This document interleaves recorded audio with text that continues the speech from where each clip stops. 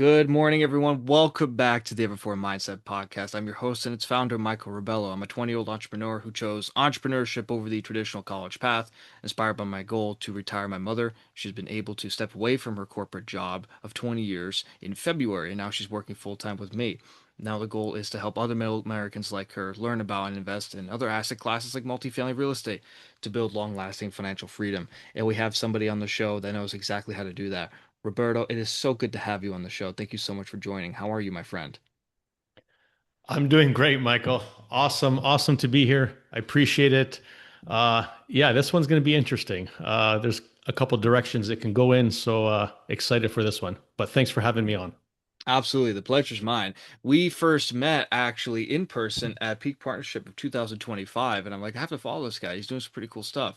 And the amount that you're posting on Facebook and LinkedIn and all the projects that you're doing, it's just been so amazing. I'm like, I have to get this guy on the show. But anyways, I'm not the guest, you are. So, Roberto, tell me, who are you, first of all? How did you get in the real estate space? Because multifamily is just so niche, but how? What caused all that? So tell us your story.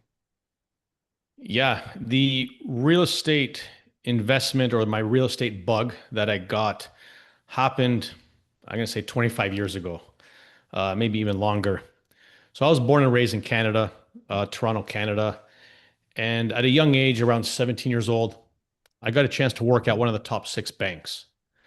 My mother worked there. She knew connections. She got me in.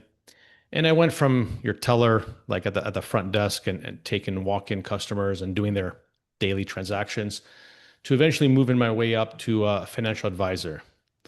But that real estate bug started on the teller side of the counter, kind of the bottom layer of the workload for the banking at that time. But I used to see a common pattern with people walking in. These customers walked in with monthly checks, and they're typically the same amount every month. And I thought, why are they the same amount? What's the similarity to all of these checks and all of these people bringing them in on a monthly basis?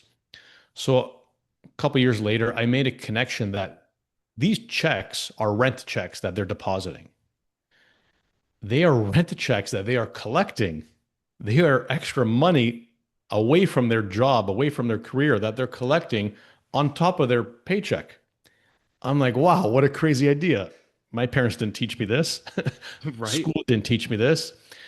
So I started talking to these people that brought in these checks, and they were the ones that kind of educated me and put the real estate bug in my head. So I did a little research, whatever, back then. And a couple years later, during the banking employment time, I ended up buying my first single family property in Toronto at the age of 21. And I didn't even tell my parents, not because we didn't have a good relationship. It's because A, they didn't understand investing. They're the Italian immigrants that came over and had to work. And B, what if they said, no, it's not a good idea? Then my whole dreams are crashed. So I said, you know what? I met a lawyer at the bank, one of the customers.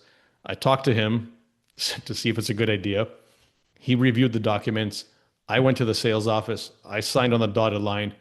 I had no idea what I was doing. I was just excited to take that risk and be an owner of a real estate property. So, what do?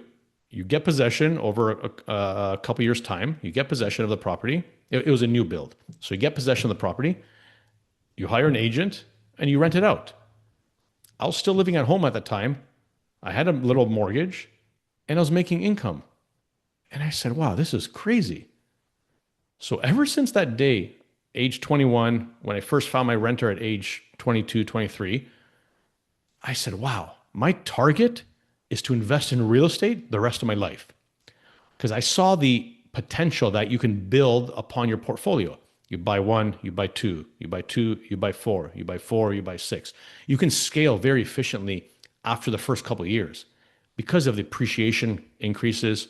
You borrow from one, borrow from two, buy the third, borrow from three, buy the fourth, so on and so on. So you can Absolutely. escalate and grow a portfolio essentially on your own with a bank's money. You don't really need your money to continue the growth. So that's what I learned a lot. That's what I learned quickly in my investment career at the early ages of mid 20s.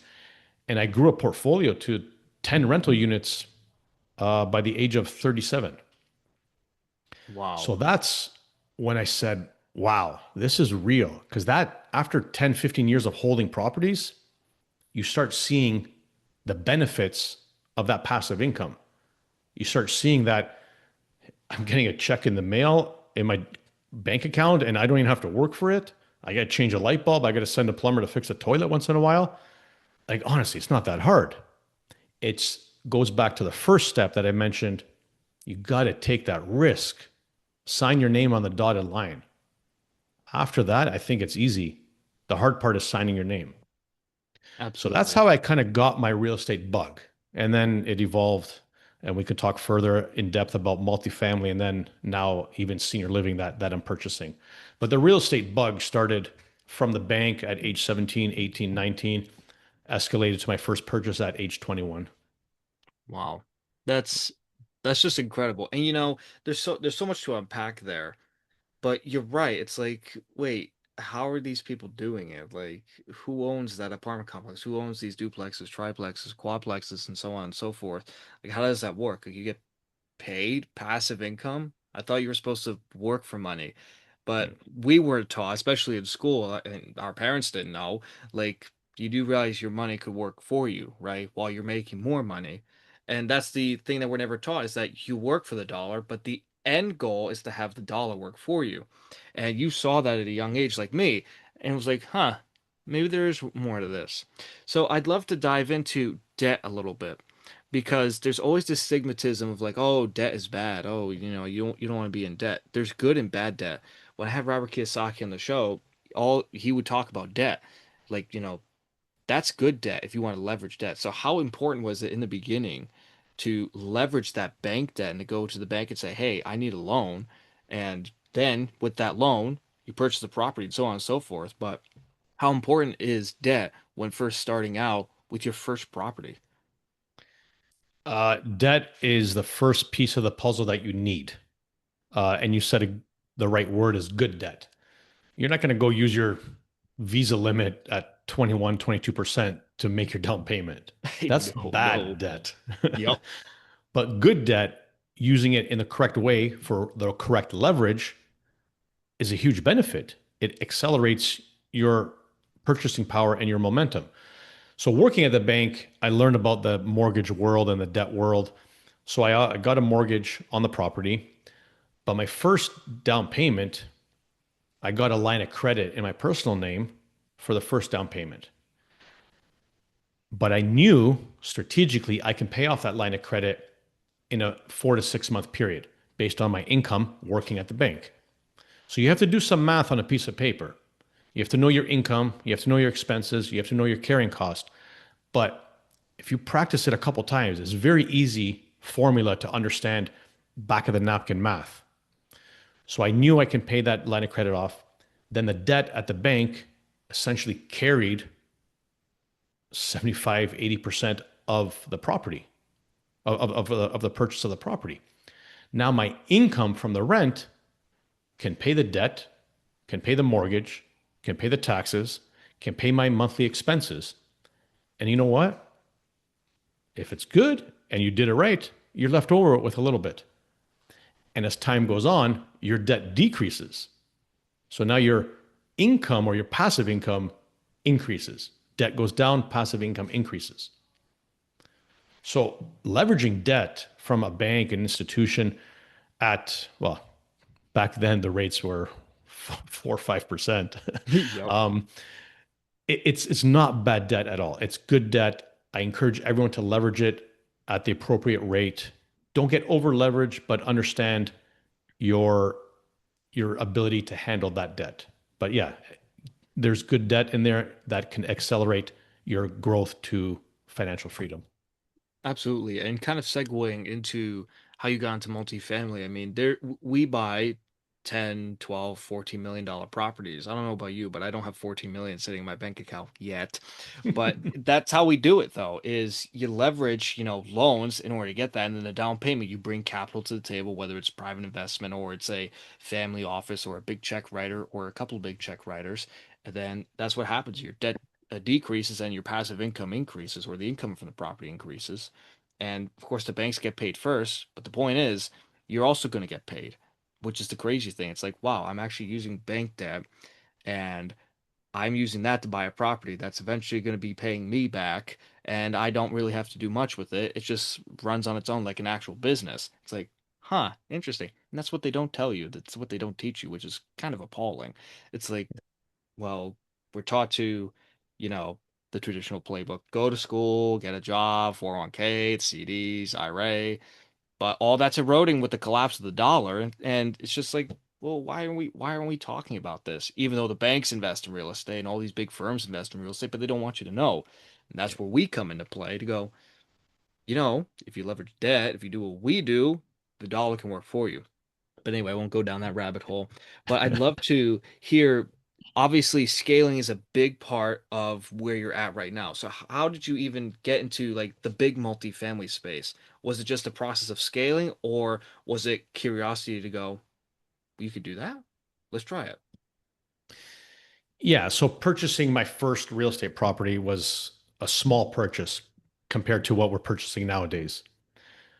But then, like I said, I built a portfolio of 10 single family homes and I wanted more. I knew I wanted to scale. And then at a certain point, certain number, like seven, eight, nine properties, I'm like, I can't just keep buying 30, 40, 50 single family homes. Then you start kind of driving around town and they're in different cities and different counties and you start kind of going crazy or you start having too many inbound calls with problems or tenant issues. So after a certain threshold, you can only manage so many on your own because I was managing these on my own, my small portfolio. So I knew I wanted bigger multifamily properties, call it even a sixplex or 10 units. Like I didn't really think 100 units. I didn't really think 200 units. I'm like, just get me out of a 1 or 2 unit. Just give me a sixplex. Because then Right? I can drive to one location, take care of 6 units in a couple hours. The same time that it takes me to go to one single family home. It's the same time. Now you're having 6 in one location. So I knew I wanted bigger properties or bigger assets. It wasn't until I joined a mastermind group that pushed my mentality over the edge of fear to go tackle those 5, 10, $15 million purchases. Because like you said, I don't have 12 million. You don't have 12 million. I bet you 80% of the country doesn't have 12 million sitting around. Nope. So no one's buying properties with their own cash at 12 million. All these properties that you see around us in our neighborhoods, these multifamily properties, it's not as chances are it's not a single guy or single entity buying them. It's a group. So this mastermind that I joined pushed my boundary of fear and it got me over that hurdle of I'm able to do it with the right people, the right team, the right structure. You can do it. It's achievable. So then once I learned how to do it through research on paper, on spreadsheets, on underwriting, networking, talking to people like you, I'm like, all right, let's take a chance and let's look at this asset, look at this property, and let's purchase it. Let's start putting the pieces of the puzzle together. And then you purchase one property. It's the same thing I said before on a single family property. Once you sign on the dotted line, it's just a couple extra zeros. All the paperwork reads the same. That's true. It's just a signature with extra zeros. So if you get over that mentality, you understand the business and the operations, you're surrounded with the right team, chances are you're not going to fail. And once you do it once, it's easy to do it second time, it's easy to do it third time, so on and so on. The So law of the now first deal. it's the first deal that's the hardest because our mentality tells us it's too much or we can't do it. So it's our mind playing tricks on us. But the successful people in the world, the me's, the you's, the Buffetts, the Donald Trumps, all these people that own real estate have overcome that fear. and they've overcome it at a younger age. So to your point earlier again, they don't teach you this in school. So if we can spread the word on your podcast here and shout it out to social media that it is possible to create generational wealth, to have passive income coming in on a monthly or quarterly basis. It does exist there, and it is available to really anyone who wants to take that chance. Absolutely. And it's that it is it is the mental power that really stops a lot of people. Like we do have the capability, but we've been, I guess, cookie cutter molded into Rockefeller said it himself. He doesn't want a nation of thinkers, he wants a nation of workers, and that's what we're becoming. And I saw it with my mom. She's like, "Well, I got to work a couple extra hours." I'm like, "Why?" Like it just didn't make sense to me. I'm like, you've been in your corporate job for 20 years and you're doing everything right by the book, by the rules, but you're still struggling to make ends meet. Like something didn't click in my head. Yeah. And it does exist out there. It's the fact of raising awareness. I talked about this on a podcast earlier this year, like raise awareness, say like, hey, this is what I do. Like I invest in apartment complexes. You do? Yeah, because it can pay me back. So I don't have to, work for the next 40, 50 years and see if, if my retirement's a question mark. And that's where a lot of people are going. It's like, can I retire? It the question should be I not even a question, I can retire, but unfortunately that's where we are in the state of the world and it's just sad.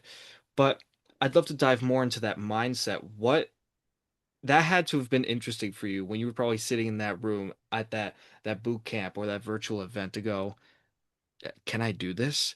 And what helped you overcome that fear? Like I know this it was like extra zeros, but what was the conversation that you had to have with yourself to go, I can do this. I could step over that threshold. Because a lot of people stay in single family or in smaller units because 100+ unit complex is just massively overwhelming, especially when you start to look at the underwriting, forget it. That's where you get lost in the weeds. But what was that internal conversation you had to have with yourself to go, I can do this, and to overcome that fear?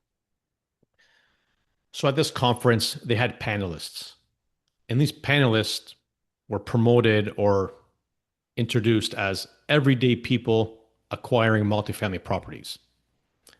They were average people. So these five or six panelists go on stage, they sit down, they all look normal, like me and you. They're nothing spectacular, fancy. They're not a famous name on social media or the internet. They just looked and spoke like normal people, like you and I, but they told their story of how they started, how they overcame the fear, what they've accomplished, some hurdles they went through. They talked about the journey that got them from point A to point B and overcoming that mental block. And I resonated with two of them especially. And I said, first of all, I said, wow, I want to be on stage and tell my story because I hope my story can help a guy like me in the audience. So those two people that I resonated with were the ones, and honestly, they don't even know it till today. They were the ones that allowed my mind to go over that limit of fear and connected me to the fact that if they can do it, why can't I? There was, call it 1,000 people in the audience. Why can't I be that one? Why can't I be that one to be on stage next? So it was those people learning from that event that pushed me over my fear limit. Wow. And, that's interesting you say that. It's the process proof. Like, wow, they're not up there in like a suit and tie, they're not from BlackRock or Blackstone, they haven't been like this high tech industry job that pays them 300K in a paycheck. No, it's actually just, could be your next door neighbor. You have no idea. And that is the beauty that I find about these networks is that, it's not all these high-end individuals. It's actually just everyday people just trying to make a difference. And just like you and I. And I think that's super important to say, like, hey, this actually is not, just made for the wealthy. It's actually made for us. But for us, we don't hear about it. And for everyday people like us to get on those stages, to get on podcasts, to go online and basically preach what we do, I think that's just super important. But, like I resonate with that so much. When I first started out, I was 18. I'm going, well, what could I do? I'm like, I'm still in high school. I just graduated. Like, what? And then just seeing that, people that are starting out and they were leveraging people that have done it already, that have the scars, the bruises, the experience. To me, that was important. So I'm like, what could I bring to the table with those people? Like, what could I do? And I'm like, maybe I could leverage my youth, my grit, my hunger, like something. Yeah. And I went to a couple of people. I'm like, what could I bring to the table? And they're like, listen, if you could bring capital, if you could do something, and that was it. I locked in. I Yeah. locked in because it was inspiring. It moved me. I'm like, maybe if I could be the youngest one in the room to do it, maybe I can bring my generation along to go, hey, I'm doing this. I have done this. So can you. Let me bring you along for the ride. So Yeah. it's kind of like what you said, maybe inspire someone like you or me in the audience to go, you can be that one. But anyway, I'm off my soapbox. Yeah. What was getting into your first big multifamily deal? I would have to say, that had to have been an amazing moment for you to hear that, we closed on this property. That had to have been incredible for you. But getting to that point, what was the most difficult point of that, of getting your first multifamily deal? Do we have another hour to talk about it? I feel that one. Because, all right, there's a good and bad side about everything. The bad side of getting a letter of intent and a letter of intent, LOI, accepted is now it becomes reality. Now you got to go through That's the due right. diligence period. Now you got to really find the capital. Now you got to make make it to the closing It's table. time to get to work. Now it's like, all right, it's not just signing your name. Now you got to get to work. Yep. So the overwhelming of documents that you have to go through during the due diligence period, the things that you don't even think about, even when you're in this mastermind or even when you're doing your underwriting beforehand, all the documents you have to go through and confirm because the seller's not confirming anything. He's just Nope. providing the documents you're requesting. So the hard part was going through all the documents, then organizing them with a team saying, all right, you're responsible for this. I'm responsible for that. What do you think of this? What do you think of that? Does this incorporate into our business plan? Does it affect our business plan? Is it good, bad, positive, negative? All of these things are rushing through your head and your partner's head and your whole team. But then you only have 30 or 60 days to do this. And yeah, it seems like a long time, but that 60-day ticker, it doesn't stop. It goes fast. Nope. And when you're It looking keeps through going. pages and documents and files and surveys and county files. So the negative side is there's a lot of work to do during the due diligence period to find the capital, to find the debt, to review the documents, to get everything together, and then go to the closing table on closing day saying, hey, lawyer, hey, seller, I got everything we need. Let's get the deal done. And then you take a sigh of relief, you sign on the dotted line, you celebrate for 12 hours, and then now it's back to work because you have to implement the business plan. That's right. But if you have a solid team and a solid due diligence process, your business plan essentially should be a lot easier Absolutely. because Yes. you've already, I don't want to use the word visualize, but you've already went through the business plan multiple times during the process, due diligence process. So now it's just execution. So there 100%. is scare to it. It's not all roses. There is a scare element to it, but hey, without fear, you don't grow. That's a So fact. everything as a business has its hurdles, its right or wrongs, it's veering off the path. That's normal. But the team, the people that you surround yourself with, allow that business track, that asset to stay on track. 100%. And I always say this, me and my mother say this all the time. You could have a great deal and then a mediocre team, and that mediocre team will make it a mediocre deal, and then vice versa. So Yeah. if you have a mediocre deal and a great team, you already know what's going to happen. It's going to be a great deal. Yeah. uh Getting into my first multifamily deal, I'm like, if I want to get in a deal, I want to make sure that I'm surrounded by those that have the experience, that have gone through the trials and tribulations, the fires a little bit, so that I can learn with them and I can also help them to tackle these properties. Yeah. And just listening and going through the whole due diligence process, I'm like, good grief. I'm like, Oh no, no, no, no, no. But yeah, you're right. It's the team that counts. The property doesn't change, the people do. When the people change, so does the property. That's the biggest thing. I mean, when you hear Yeah. about distressed properties, most of the time it's management. When you hear teams are falling apart, it's not because of the deal. Most of the time it's the actual team itself. So that's super important is leveraging your network and also leveraging those that have the experience, that have the bruises and the scars to say, listen, this is what I've learned. This is the mistakes that I've made. This is what we're doing right now. So to me, that's just so important. But anyways, Roberto, I kind of want to dive in a little bit. What does your business look like for you now? Like, where are you at with multifamily? I know you talked about assisted living a little bit too, but what does your business projections look like now, going straight through 2026 into 2027? So I went from single family, I went to multifamily, built out a portfolio of multifamily assets. They're doing good, they're stabilized, everything's okay. But it was one day a couple of years ago that I saw an underwriting file that came across my desk, and it was senior living. And I said, what the hell is this? I honestly didn't even know you can Right? purchase senior living communities or facilities. I just thought it was institutional guys buying them. I just thought it was a different like boys club. Ba Basically, my mindset was from when I went from single family to multifamily.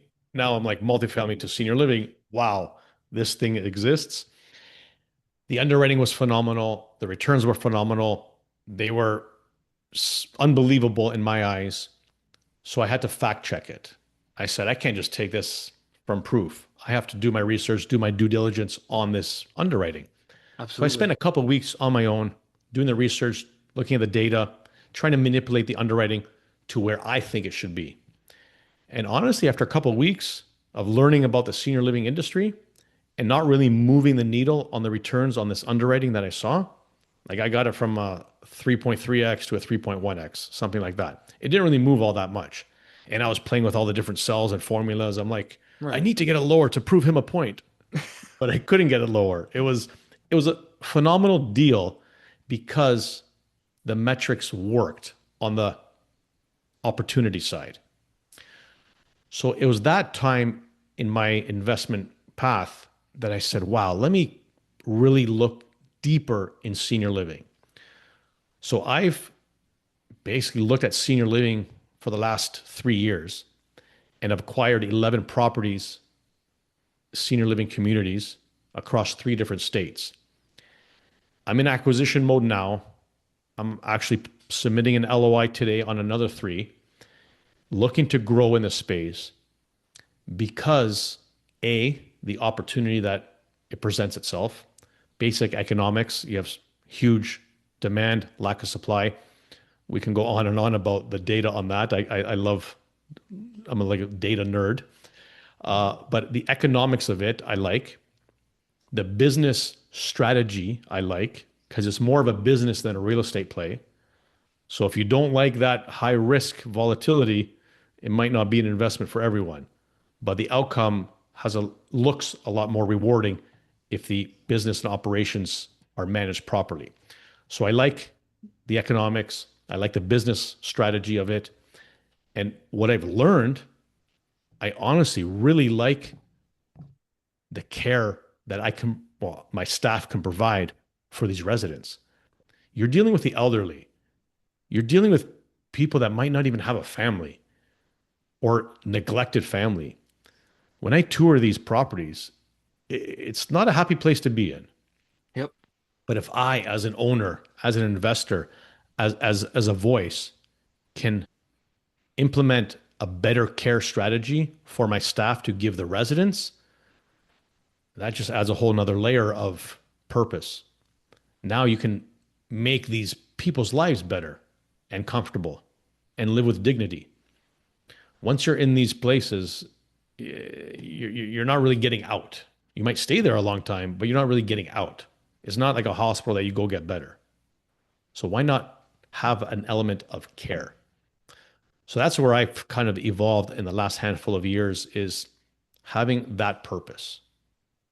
That's beautiful.